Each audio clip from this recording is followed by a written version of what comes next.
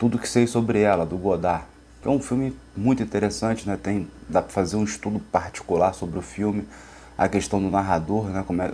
Porque tem um narrador ali, o cara que está contando aquela história que se pretende, né? É um sociólogo, fazer uma sociologia daquela questão feminina. Né, ele diz até que tem que se criar uma nova língua para poder entender a questão feminina ali em 67, quando o filme é lançado. Ou seja, um pouquinho antes de maio de 68, quando muda tudo.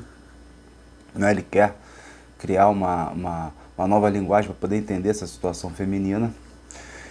E ao mesmo tempo, né, quem é retratado é a mulher. Então é ele que está falando, mas como é que então ele, como homem, como sociólogo, como estudioso, vai dar voz a essa mulher, né? Então ele vai... O mais bonito que talvez no fim do filme é ela que vai dizer a verdade, né, sobre as questões que o Godard coloca. Mas aí vamos chegar lá. Vamos por partes. Mas retomando quando eu falei sobre a Christian Gotzi, o estudo dela sobre a sexualidade na União Soviética, né, nos países do bloco socialista, chega de maneira muito tardia essa questão da liberdade feminina no Ocidente. Né? No pós-guerra ela é muito forte, vinda da União Soviética por causa das mulheres cientistas. Né?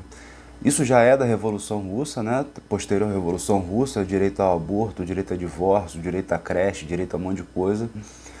E depois as mulheres se destacam nesse campo científico, que é o campo por excelência da nossa sociedade, né? Enfim, de bom tempo para cá, né? Século XIX talvez para cá, né? Essa proeminência da ciência. E as mulheres estão lá, elas são protagonistas nos programas científicos de ponta da União Soviética. E a contrapropaganda ocidental vai dizer que elas são feias. Né? Ah, já foram bonitas quando eram novas e tal, agora como estão velhas e feias e tal, enquanto as nossas estão tão bonitas, né?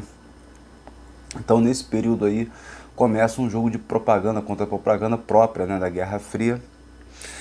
E essa independência feminina soviética ou socialista era considerada como um perigo, uma ameaça vermelha, isso no início. Né? E aí, com o tempo, né, o Ocidente vai tentando dar uma resposta mais, vamos dizer assim, direta, incisiva a isso. Então, o Roosevelt vai criar um instituto de pesquisas da questão feminina. Isso foi criado pós-Revolução Russa, entendeu? Lá atrás, ou seja, os soviéticos estavam muito mais na frente. Quem preside esse instituto é Eleanor Roosevelt, né, viúva do Franklin Roosevelt.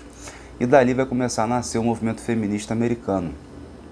Então, ou seja, é posterior ainda ao filme do Godard, que eu estou falando aqui, e também né, contemporâneo, mais de 68, ou seja, esse filme do Godard é interessante por esse recorte temporal, por ele estar nesse lugar, né, um pouquinho antes dessas manifestações feministas, né, ou femininas, começarem a aparecer.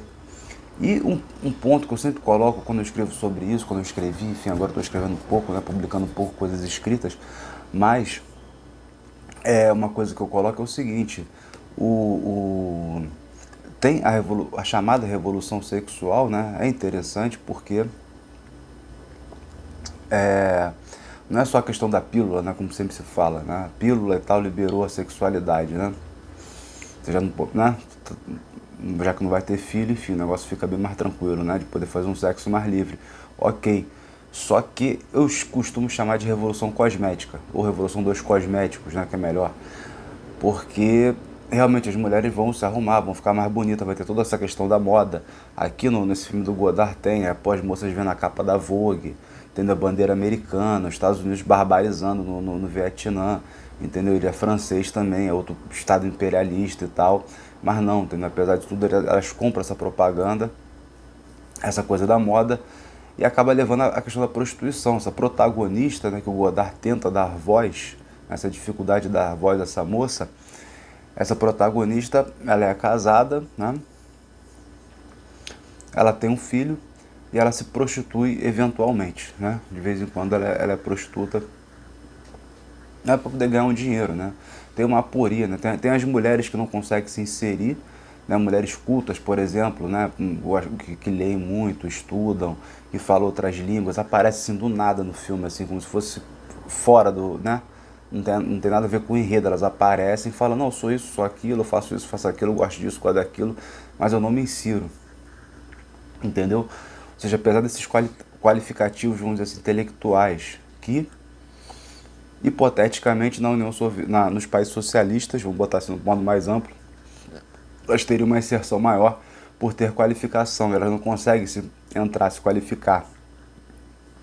E essa protagonista do Godard quer ser livre.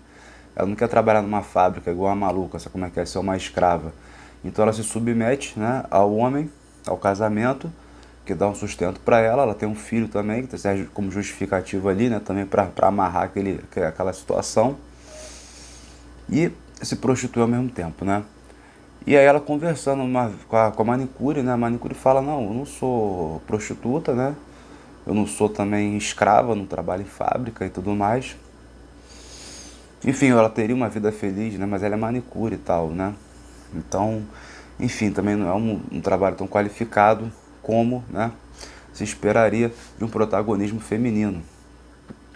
E aí, essa dificuldade de inserção social da mulher, isso na Europa, em plena Europa do estado de bem-estar social, né?